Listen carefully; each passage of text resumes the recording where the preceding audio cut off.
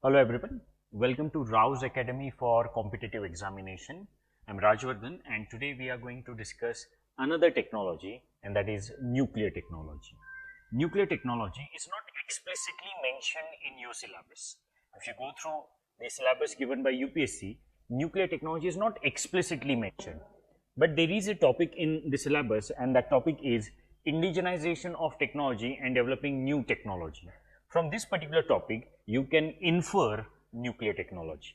Fine. So, we are going to start our discussion of nuclear technology, and in this chapter, what we are going to discuss?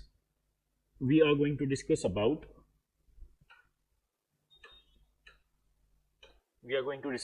various topics, like firstly, we will discuss about nuclear energy. We will discuss about nuclear energy.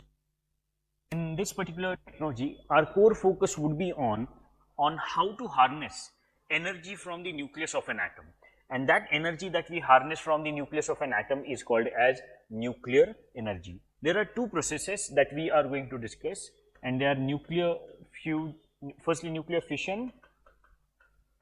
fission reaction, and then nuclear fusion reaction. Second would be nuclear fusion. Right, so that would be our discussion. Then we will be discussing about nuclear reactors. Nuclear reactors. In order to harness nuclear energy, we use nuclear reactors. And here we are also going to discuss about the components of nuclear reactors. Components of nuclear reactors, right? And then finally, we will also discuss about Indian nuclear program.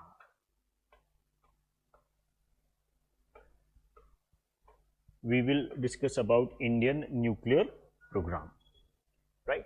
Indian nuclear program given by Dr. Homi Jahangir Bhabha, where 3 stages are there that we will be discussing. And towards the end, we will also refer to applications of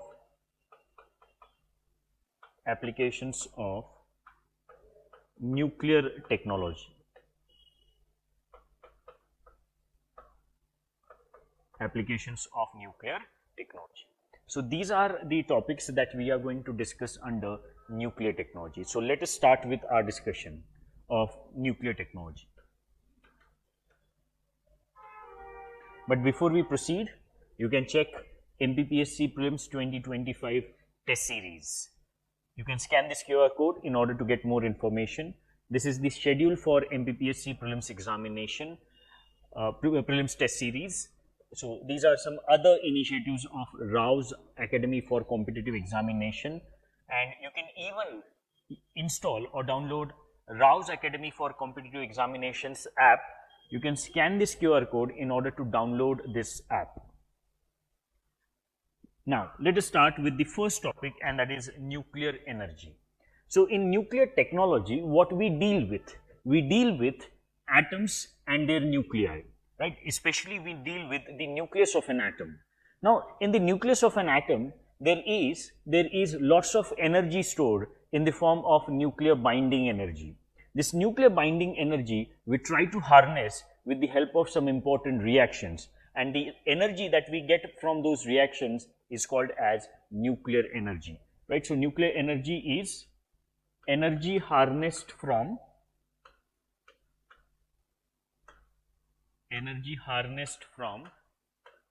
nucleus of an atom. From the nucleus of an atom, we harness energy, and that energy is called as nuclear energy. And there are two processes, nuclear fission reaction and nuclear fusion reaction, that would help us harness this particular energy. Now, nuclear energy is a double-edged sword. It is a double-edged sword. Nuclear energy is a double-edged sword. It's a double-edged sword. Why? Because this nuclear energy is necessary. Nuclear energy is necessary. Why it is necessary?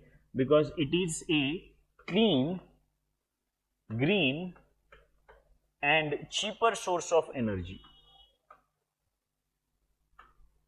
It is a clean, green and cheaper source of energy. Right? It is clean, green and cheaper source of energy, but at the same time it has also threats associated with it, and those threats are related to nuclear disasters. Those threats are related to nuclear disasters. Fine, and that's why we can say that nuclear energy is a double-edged sword. Fine, it is important especially in the context of climate change, as it is a clean, green and cheaper source of energy, but at the same time we have a threat related to nuclear energy in the form of nuclear disasters, and we have at least important nuclear disasters. First was Chernobyl. Chernobyl in the then USSR has led to huge disaster in 1986, and that was followed by, in 2011 there was one nuclear disaster in Japan. Fukushima Daiichi was the nuclear disaster that happened in 2011 in Japan, right? So that's why it is considered as a double-edged sword. But as we are living in the era of climate change, we need such an energy which is non-fossil energy, because when we use fossil fuels, that leads to emission of greenhouse gases, and those for the environment, because they lead to global warming and thus climate change, and hence we need an alternative, and one of the alternative is renewable energy. But the energy density of renewable energy is not huge, and hence we need a reliable source of energy which is non-fossil source, and that is why we are trying to explore one of the options, and that is available in the form of nuclear energy. Fine. So nuclear energy, that's why is a double-edged sword, or you can even call it as a necessary evil. Nuclear energy is a necessary evil. Fine. So that is what is nuclear energy introduction. Now let us discuss about the processes that are important for harnessing nuclear energy. First is nuclear fission reaction. So what happens in nuclear fission reaction? As you can see here, a larger nucleus breaks into two smaller nuclei as a result of nuclear fission reaction. A large nucleus splits into two smaller nuclei as a result of nuclear fission reaction. Fine. So here what has happened, as you can see here, what has happened, there is a nucleus of uranium. We have uranium-235 atom. That atom, when we bombard with a neutron, what we do when we bombard it with a neutron, what it happens, it gets unstable, and it gets converted into uranium-236 for a while. It gets converted into uranium-236, but it is unstable nucleus. This uranium-236 nucleus is unstable, and as it is unstable, what happens? It splits into two important atoms, and they are barium and krypton, right? Krypton and barium are formed as a result of nuclear fission reaction, right? And that's why we say that a larger nucleus breaks into two smaller nuclei in nuclear fission reaction, right? As this nucleus breaks into two smaller nuclei, the atomic mass of krypton and barium is always less than the mass of uranium, right? This statement is very important.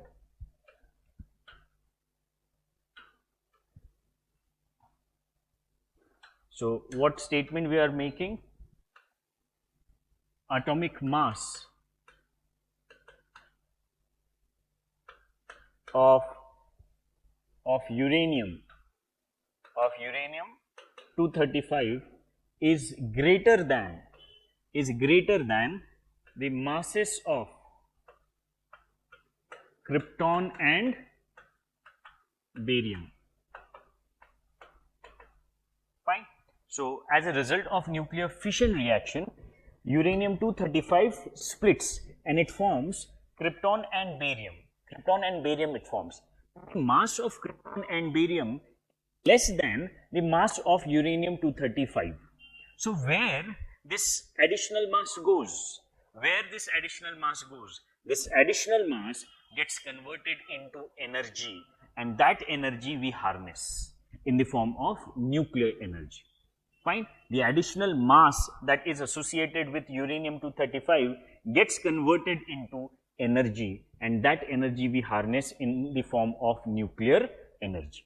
I hope this point is clear to you. But if you see this reaction, along with krypton, barium and energy, three more neutrons are released. Now, in case for these 3 neutrons there is availability of uranium-235. In case there is availability of uranium-235 in the vicinity of these 3 neutrons, then what happens? They will again carry out this same reaction. These neutrons would be bombarded against uranium-235, they would split. Uranium-235 would split, it would form krypton, barium and energy and 3 more neutrons. So that way a chain reaction would be established, and that chain reaction will allow us to produce nuclear energy in a sustained manner with the help of nuclear fission reaction. Fine, I hope this point is clear to you. With the help of nuclear fission reaction, we are able to produce nuclear energy in a sustained manner as a result of chain. Clear? So that is what is nuclear fission reaction. Next.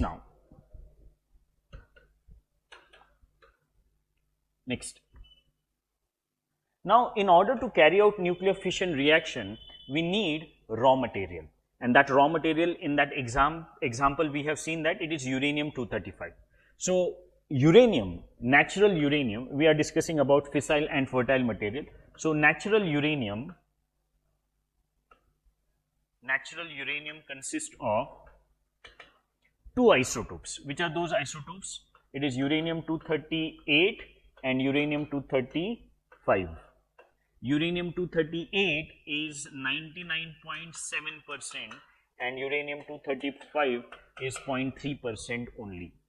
This uranium-235 is a fissile material. Uranium-235 is a fissile material. Uranium-235 is a fissile material. So, what do we mean by fissile material? Let us try to understand. Fissile material is that material which can set in nuclear fission reaction.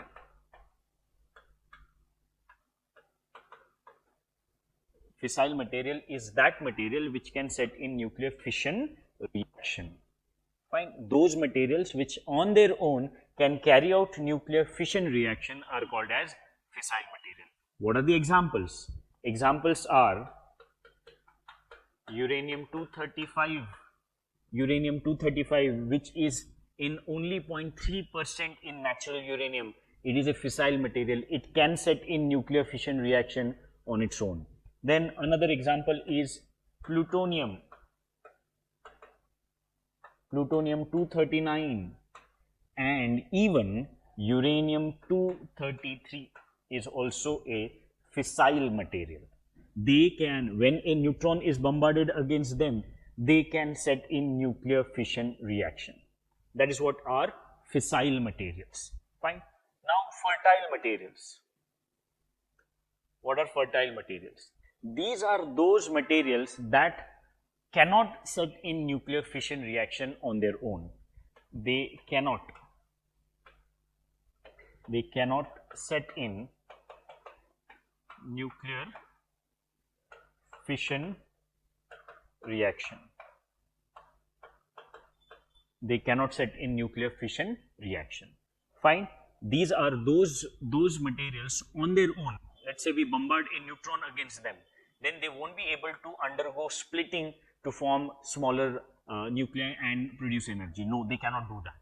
Right? Say they cannot set in nuclear fission reaction on their own. But what happens to them?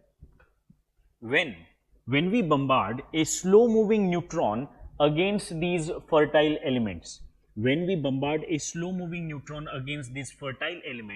they get transmuted, they get converted into a fissile element. right? So what happens? A slow moving neutron,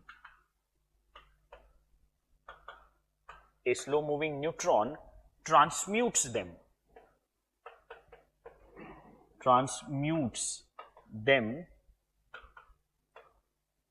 a slow moving neutron transmutes them into fissile element. Transmutes means gets converted. They can be converted into fissile element. I hope this point is clear to you. Fissile materials are those materials which on their own can carry out nuclear fission reaction. Against fissile material, they will undergo nuclear fission reaction.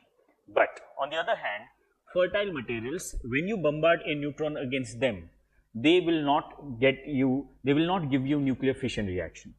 But if you bombard a slow moving neutron against them, then those slow moving neutrons will transmute this particular material into fissile material, right? It would be transmuted into fissile material based on a slow moving neutron. Examples. What are the examples of fertile elements? Uranium-238. Uranium-238 is a fertile element, and you can see the concentration of uranium-238 into natural uranium.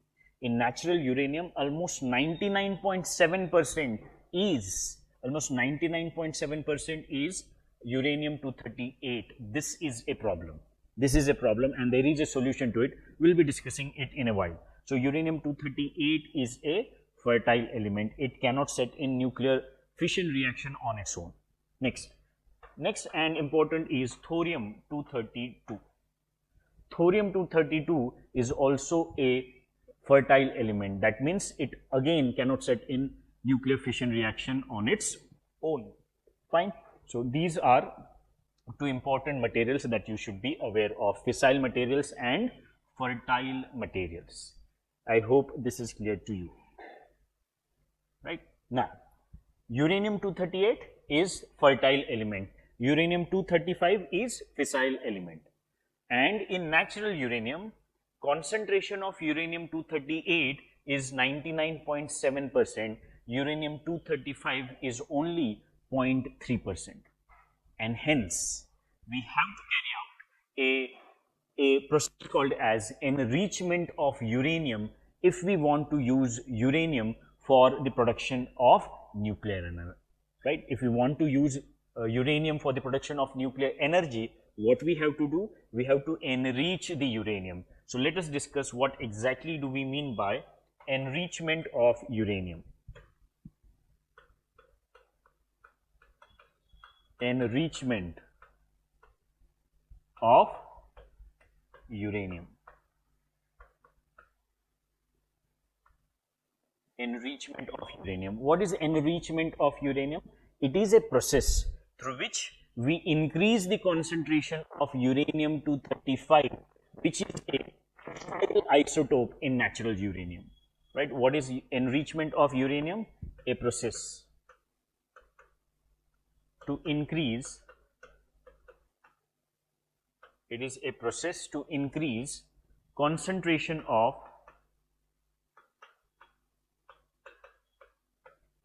uranium-235 in the uranium.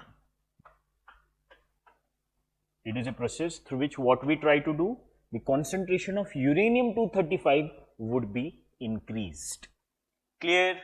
Fine. And in order to carry out this particular process, we have a apparatus which is used in laboratories, and it is called as centrifuges. Centrifuges is an apparatus through which we carry out enrichment of uranium. Fine. Now, when you enrich uranium, when you carry out enrichment of uranium, and if you increase the concentration of uranium to more than 3%, if you increase the concentration of uranium-235 to more than 3%,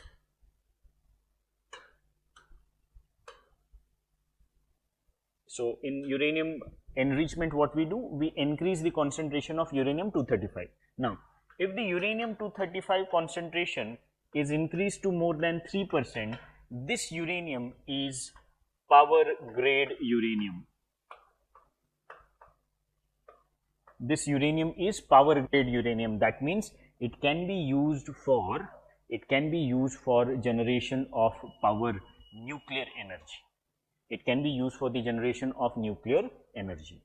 And if uranium-235 concentration is increased to more than 20%, if uranium-235 concentration is increased to more than 20%, that uranium becomes weapon grade uranium.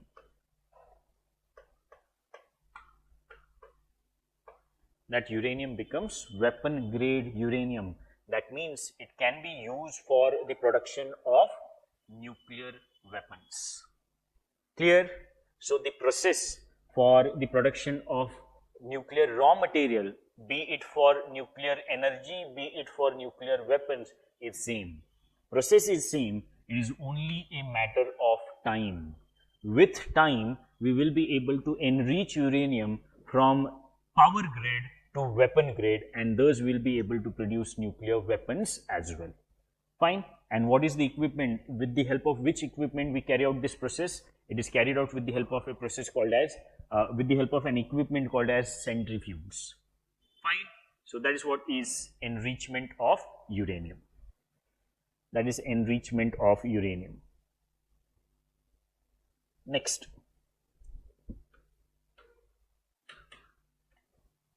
we will discuss about nuclear fusion reaction. Nuclear fusion reaction. So, as name suggests, what happens in nuclear fusion? So, if we draw a rough diagram of nuclear fission, right? Nuclear fission firstly.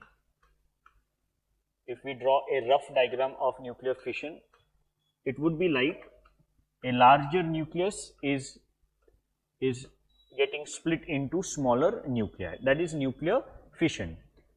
How exactly nuclear fusion look like? A rough diagram of nuclear fusion looks like this.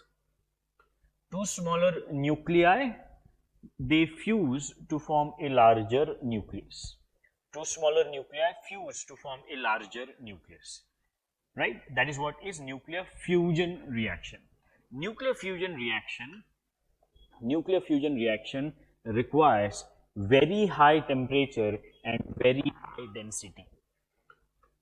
Very high temperature and very high density is required for nuclear fusion reaction to occur. And that's why this nuclear fusion reaction occurs in the core of stars. It occurs in the core of stars, or it occurs in the stars like sun. Because in stars like sun, we have the presence of very high temperature and very high density as well. Fine, very high temperature and very high density is present, and that's why in the core of stars we will be able to ensure nuclear fusion reaction. And in the core of stars like sun, what happens? Hydrogen atoms are getting fused. Hydrogen atoms are getting fused to produce helium atom. And again, the mass of helium is less than the combined masses of two hydrogen atoms. And hence, whatever is the mass difference, that mass difference gets converted into energy. That mass difference gets converted into energy. Clear? So that is what is nuclear fusion reaction. I hope you are able to understand this.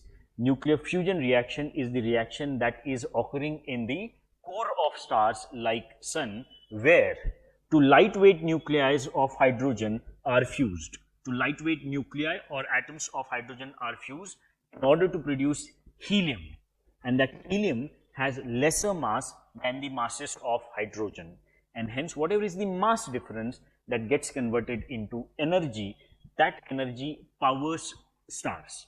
The energy that we are able to see in stars, like let's say the energy in the form of very huge temperature and let's say heat energy, that energy is the result of nuclear fusion reaction.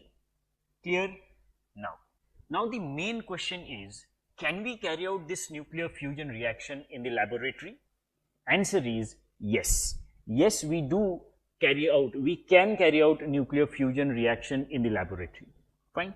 But before we discuss about nuclear fusion reaction in laboratory, you can just check this particular diagram of nuclear fusion reaction. So what happens in nuclear fusion reaction? We take two isotopes of hydrogen. First is deuterium. This is deuterium.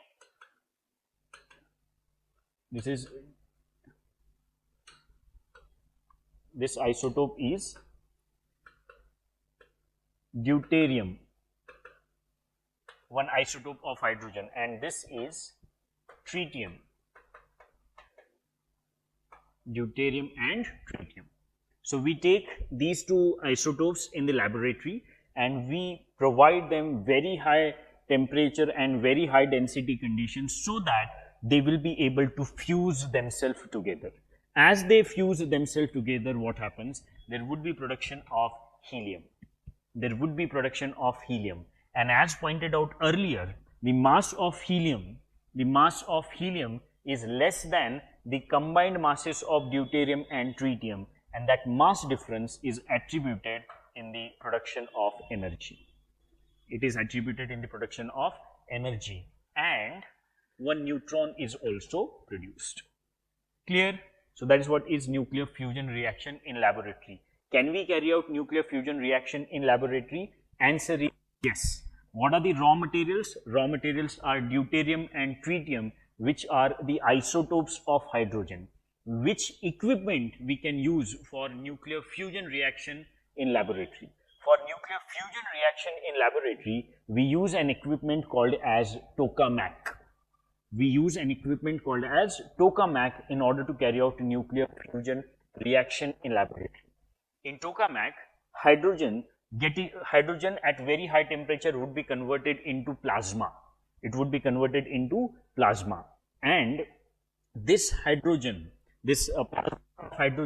would be fused together with the help of magnetic field inside tokamak, and that would lead to production of helium, and also energy would be produced, and that energy we will be able to use for various purposes. That energy is nuclear fusion energy.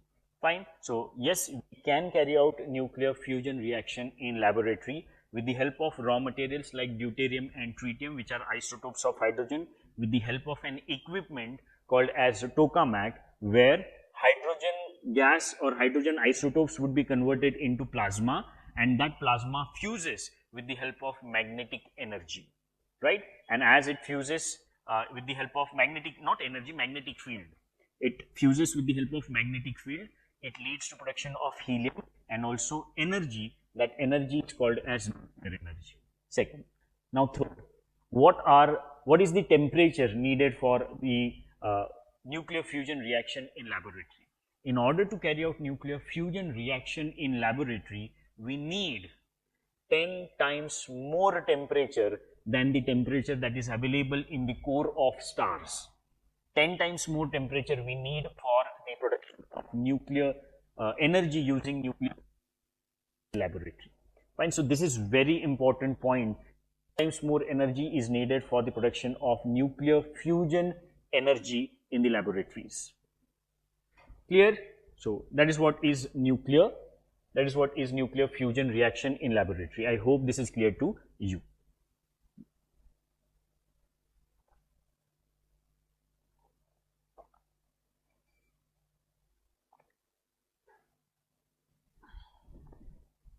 Now next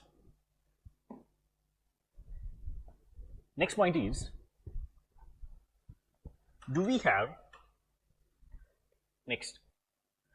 have any nuclear fusion reactor as of now experimented? Now one very important point with respect to nuclear fusion reaction that you should understand is that right now whatever nuclear energy is being produced across the globe, all that nuclear energy is produced with the help of nuclear fission reaction. All nuclear energy across the globe, including India, is produced with the help of nuclear fission reaction. That means commercially we are not producing nuclear energy with the help of nuclear fusion reaction. Commercially, we are not producing nuclear energy with the help of nuclear fusion reaction, and hence whatever nuclear fusion reactions are going on, all those are experimental. All those are experimental. So let us discuss some nuclear fusion experiments that are being carried out across the globe. First is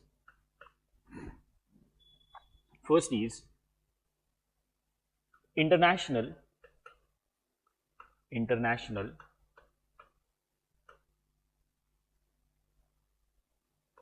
thermonuclear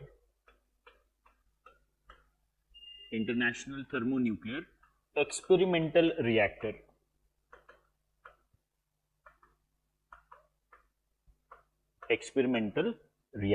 That is ITER. This is one of the experiments that is being carried out in France, and India is a member of it. Right? There are various countries like China, India, Russia, USA, then Canada, North Korea. All these countries are the members of this particular experiment called International Thermonuclear Experimental Reactor. Now here, the scientists of ITR are claiming that with the help of nuclear fusion reaction, they would be able to produce energy in net manner. Net nuclear energy they would be able to produce. But we will have to wait because this experiment is going on right now, and they will be able to put by 2035. We will be able to see whether there is a possibility energy with the help of this ITER experiment or not. Right, so India is a part of this particular experiment. This is one of the important experiments going on in France with respect to production of nuclear energy through nuclear fusion reaction. First. Second is experimental advanced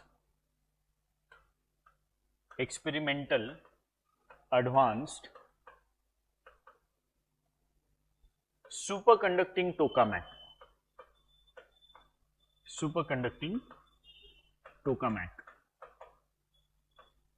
Experimental advanced superconducting tokamak, which is abbreviated as EAST.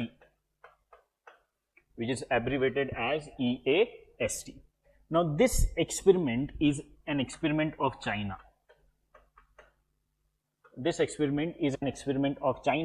And this experiment is also called as artificial sun. It is also referred to as artificial sun. Fine. Here China on its own has developed a tokamak. What is tokamak? Tokamak, we have already discussed that it is a device with the help of which nuclear fusion reaction can be carried out in laboratory. Right? So it is a tokamak that China has developed on its own, and with the help of this tokamak, they have achieved very high temperature that would allow them to carry out nuclear fusion reaction in this particular experiment. Right? For nuclear fusion reaction to occur on in laboratory, we need 150 million degrees Celsius temperature. China till now with this particular experiment have achieved 120 million degrees Celsius temperature. That means they are only 30 million degrees Celsius behind than the temperature that is needed for nuclear fusion reaction to occur in the laboratory. Clear? So that is what is EAST or artificial sun experiment of China. It is going on. All these are experiments. None of them has achieved success as of now. They are working towards their goal of producing net energy with the help of nuclear fusion reaction. Next, K-star experiment.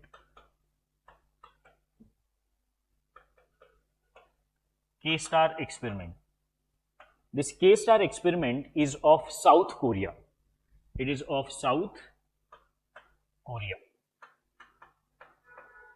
Right? It is also referred as artificial sun experiment of South Korea. Here again, they are trying to carry out nuclear fusion reaction. Right? This is K-star. Last one is Joint European Torus.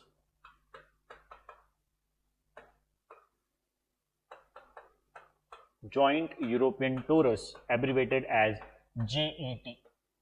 So this is the experiment that is being carried out in UK, United Kingdoms. Fine. So these are the experiments which are very important experiments for the production of nuclear energy through nuclear fusion reaction. And India is a part of this. India is a part of ITER experiment. I hope this is clear to you. Next now.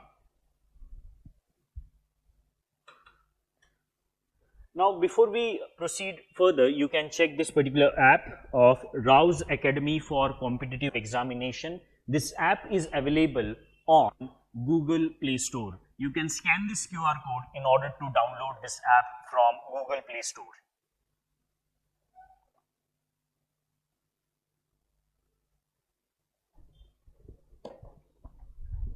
Next now. Now we will be moving towards our discussion of nuclear reactors. Now these nuclear reactors that we are going to discuss are those nuclear reactors which are used for the production of nuclear energy with the help of reaction called as nuclear fission reaction. It is a nuclear reactor that uses nuclear fission reaction for the production of nuclear energy. You can see the setup of nuclear reactors. So this is the main area of nuclear reactor. It is called as core, and in this particular core we have presence of nuclear fuel as well as control rods. What control rods do, we will discuss in a while. Just look at the setup of this nuclear reactor. Here nuclear reaction would be going on, and that nuclear reaction would produce nuclear energy. That nuclear energy would be converted into steam inside this water chamber, and that steam would be carried towards this turbine, these turbines, where the steam would rotate the turbines and would lead to production of electricity generation, which then would be taken towards various uses or applications. Fine.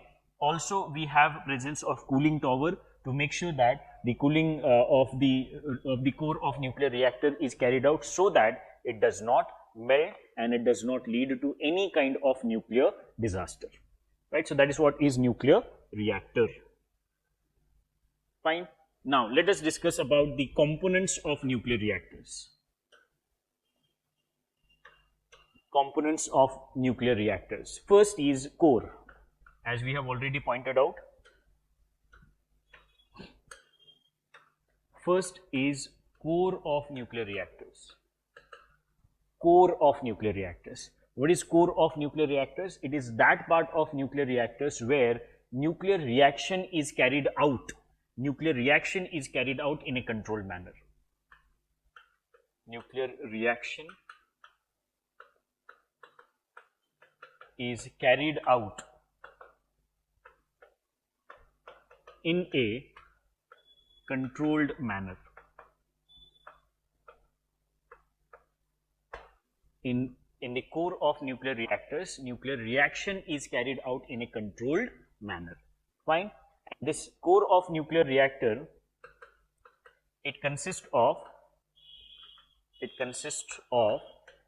nuclear fuel.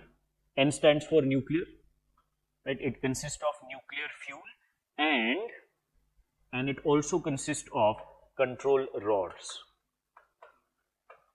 It also consists of control rods. What exactly is the role of control rods? Let us discuss. Second component is control rods.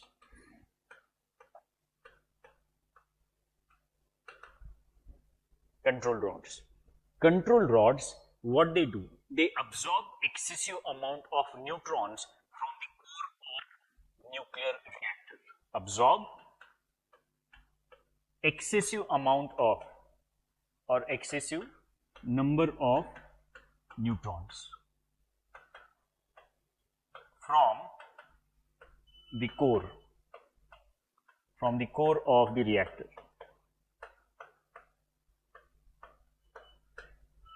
Right. So what control rods do? They absorb excessive neutrons, excessive number of neutrons from the core of nuclear reactor.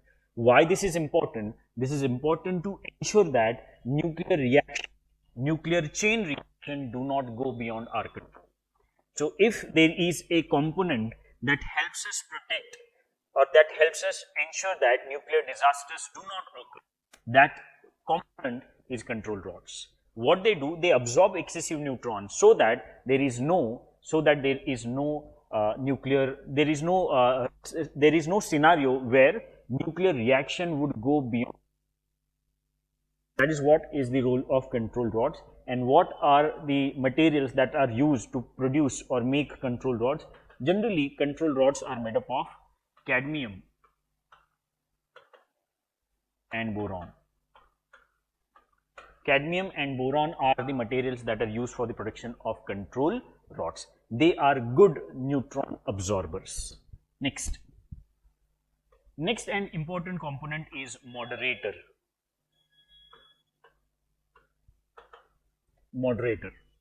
So moderators, what do they do? Moderators ensure that nuclear reaction occurs. They slow down the speed of neutrons so that they would be able to carry out nuclear fission reaction. What they do? They slow down the speed of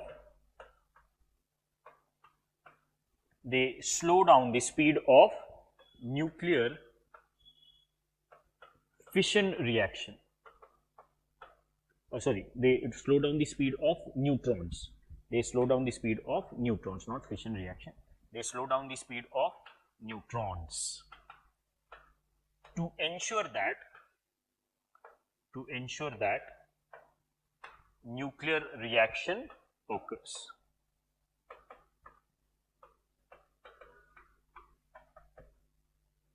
Fine. So generally, heavy water or even light water can be used as moderator. So it is generally, examples of moderator is heavy water. Heavy water is the most common moderator, and in certain cases liquid sodium is also used as a moderator. Heavy water is the best example, not liquid sodium. Clear? So heavy water is used as a coolant. So we'll come to it. Next now, coolant.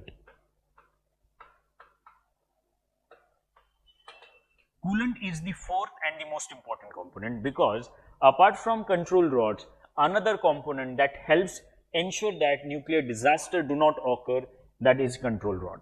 What it does, it ensures that excessive heat from the core of nuclear reactors is carried towards the water chamber.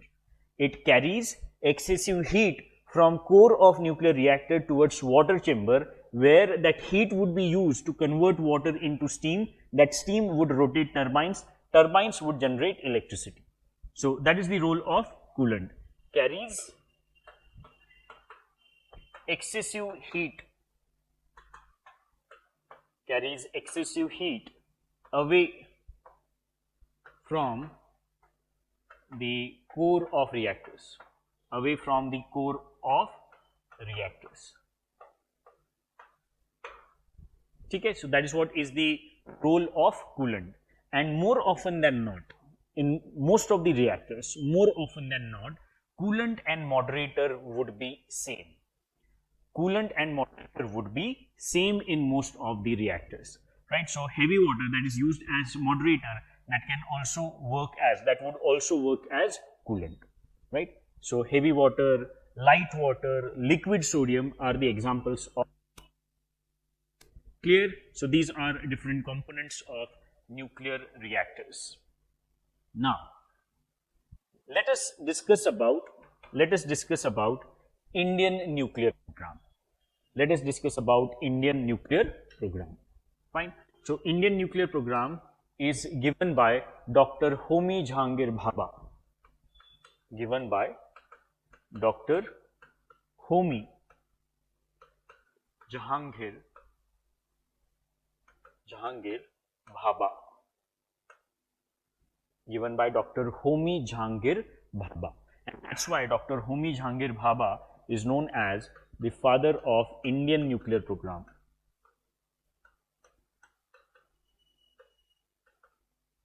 The father of Indian nuclear program. Is known as the father of Indian nuclear program because he is the person who came up with 3 Indian nuclear program. How many stages are there? 3 stages are there.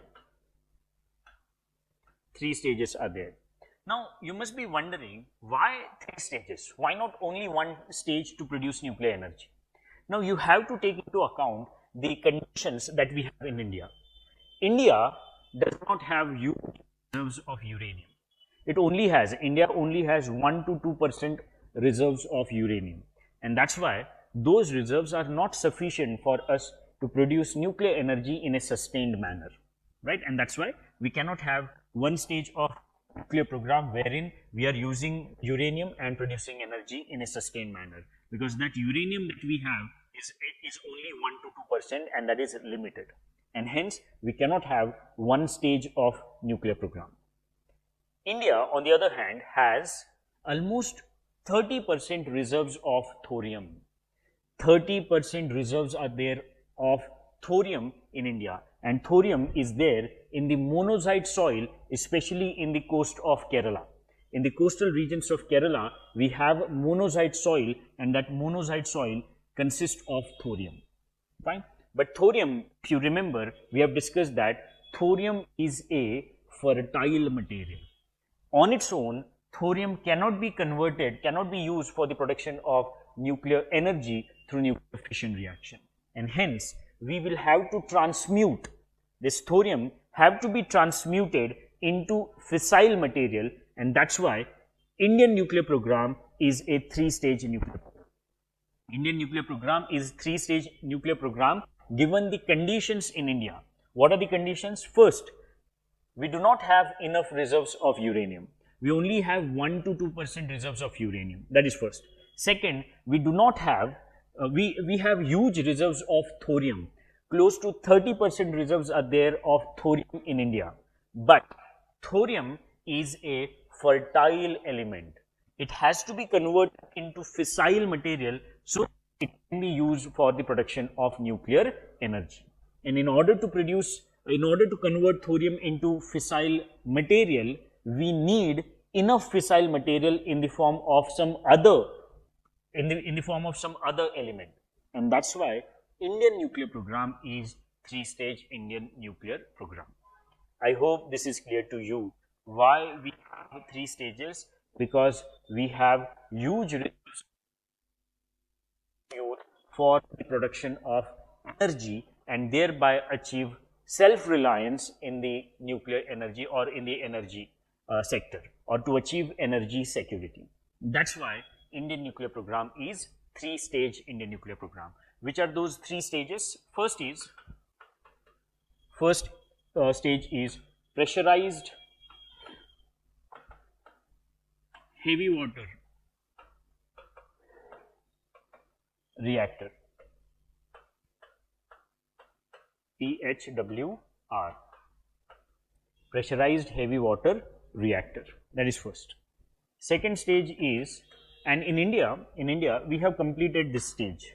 Almost all reactors that we have in India are pressurized heavy water reactors, and whatever energy that we are producing in India as of now, that is from pressurized heavy water reactors. Okay. Second stage is called as fast breeder reactors.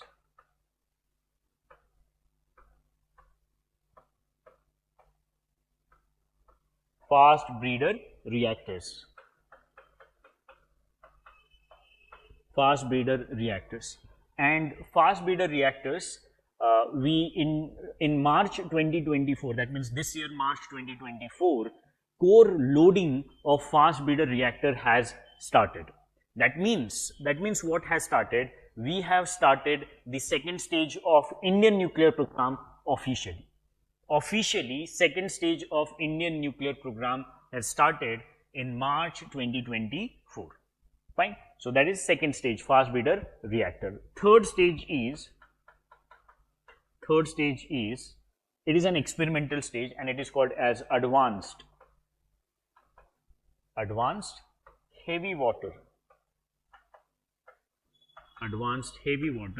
reactor. Advanced heavy water reactor, abbreviated as AHWR. AHWR. Fine. So these three are the stages that are associated with Indian nuclear program. First stage is pressurized heavy water reactor, second is fast breeder reactor, and third is advanced heavy water reactor. Third stage is an experimental stage. We have most of the reactors in India of first stage, and in March 2024, core loading of the fast breeder reactor has completed, and that's why we can say that the second stage of Indian nuclear program has officially started. Right now, you can take a look at this particular image for better understanding of the Indian nuclear program. So with the help of this image, we'll discuss about Indian nuclear program. So first stage is pressurized heavy water reactor. In this pressurized heavy water reactor, what we use natural uranium as input. Right, natural uranium is used as an input in pressurized heavy water reactor. Now, from this natural uranium as an input in PHWR, we are able to produce energy, so electricity we are able to produce, and at the same time we are able to get plutonium. Plutonium we get, and depleted uranium is also produced as a result of PHWR stage. From PHWR stage, we produce three things: electricity that we are able to use, and apart from electricity, two more things: depleted uranium and plutonium. Fine. Now, this depleted uranium and plutonium would act as a input for the second stage. Right. The output of first stage is used as an input for the second stage. Fine. And that's why Indian nuclear program is also called as closed fuel chain program. Indian nuclear program is a closed fuel chain program. Closed fuel chain program. Why it is called as closed fuel chain program? Because the output of first stage is used as an input for the next stage, and hence it is called as closed fuel chain program. Right, so that is what is happening here.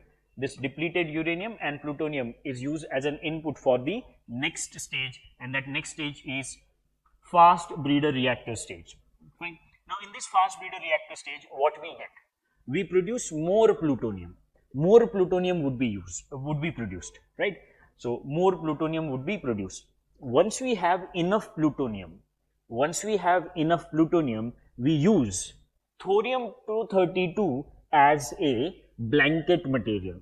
Blanket material means this would be plutonium and it would be blanketed with thorium. It would be blanketed with thorium. So what we do in the second stage, once we have enough plutonium, we add thorium as a blanket material to this plutonium. As a result of this combination of thorium and plutonium, what happens? This thorium would be converted into uranium-233. And from this plutonium, we would be able to produce more energy. That is what is the output of second stage. Output of second stage is more energy and uranium-233. Uranium-233 would be produced as an output. This uranium-233 will be added as an input stage. What is the third stage? Advanced heavy water reactor. So uranium-233, which was the output of the second stage, is used as an input for the third stage, along with thorium. So thorium is also used along with this uranium as an input for third stage. Fine. Now what will happen? This uranium-233 will give you electricity. Uranium-233 will give you electricity, and this thorium would get converted into more uranium-233.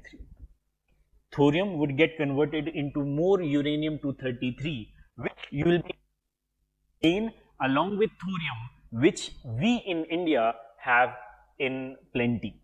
And that is what is the aim of Indian nuclear program, where thorium would be used in a sustained manner for the production of nuclear energy. I hope this is clear to you. Fine. That is what is Indian nuclear program. We have most of the, not most, almost all the reactors are of PHWR stage. Core loading of fast breeder reactors has started in March 2024. That means officially we have started the second stage, and third stage is an experimental stage.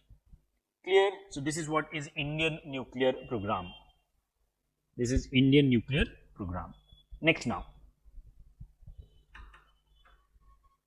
Now we will discuss about some important applications of nuclear technology. Let us discuss some important applications of nuclear technology. First and the most important application is that nuclear technology can be used for the production of nuclear energy. Nuclear technology can be used for the production of nuclear energy.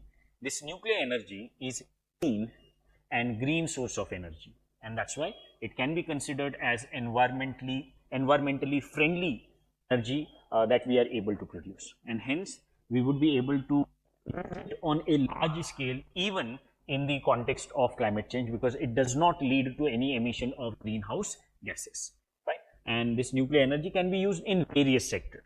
It can be used in iron and steel industry. It can be used in, let's say production of in order to carry out desalination of water. We can use this nuclear energy. Many sectors are there where it can be used. So that is first application. Second application is in defense sector. In defense sector, we can use nuclear technology. Nuclear technology can be used for two purposes. First is for the production of nuclear weapons.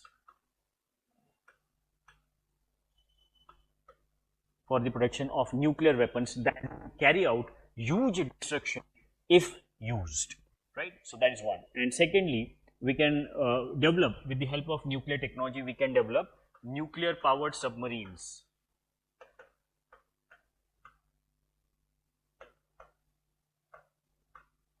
Nuclear powered submarines or warships can be developed with the help of nuclear technology. That is second application in defense sector. Third application is in health sector. Health sector. In health sector, nuclear technology can be used for both the purposes. That means for diagnosis of diseases,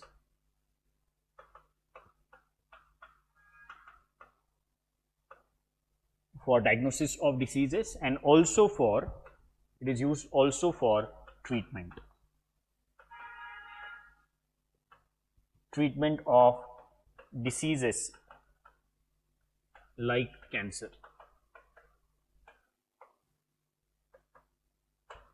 Treatment of diseases like cancer. So that is an application in health sector. Next, in agriculture also we can use nuclear technology. In agriculture sector. In agriculture sector also we can use nuclear technology to increase shelf life of food material. To increase shelf life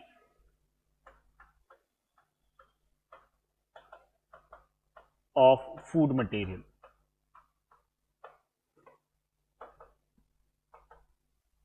To increase shelf life of food material, we can use nuclear technology in agriculture sector, and this use is in the form of irradiation of material. We can carry out irradiation of material so that the life of those food materials can be increased. For example, when we carry out irradiation of onion,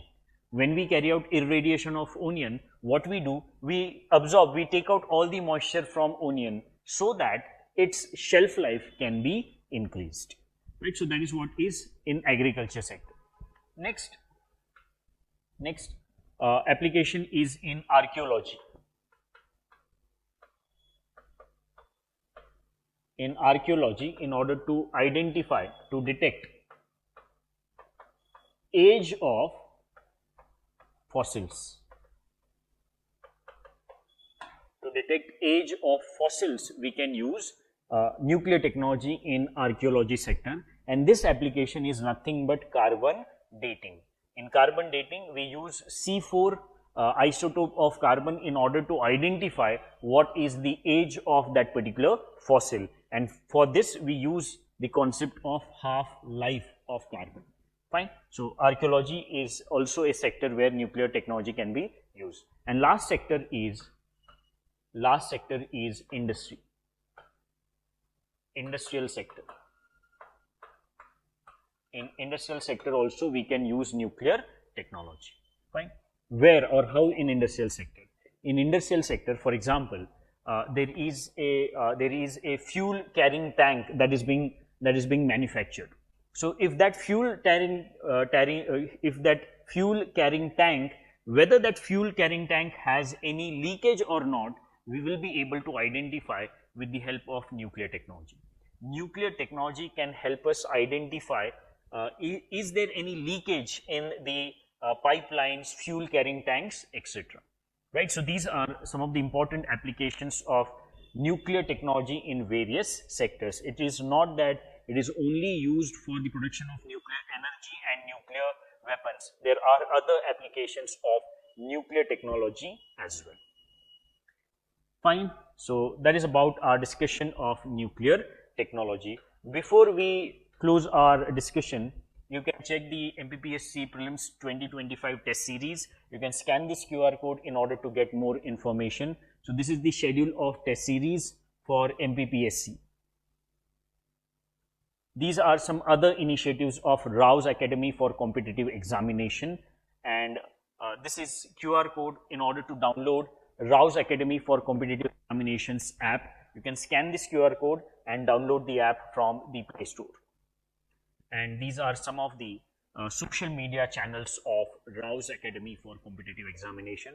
That is all for our discussion of nuclear technology. Thank you.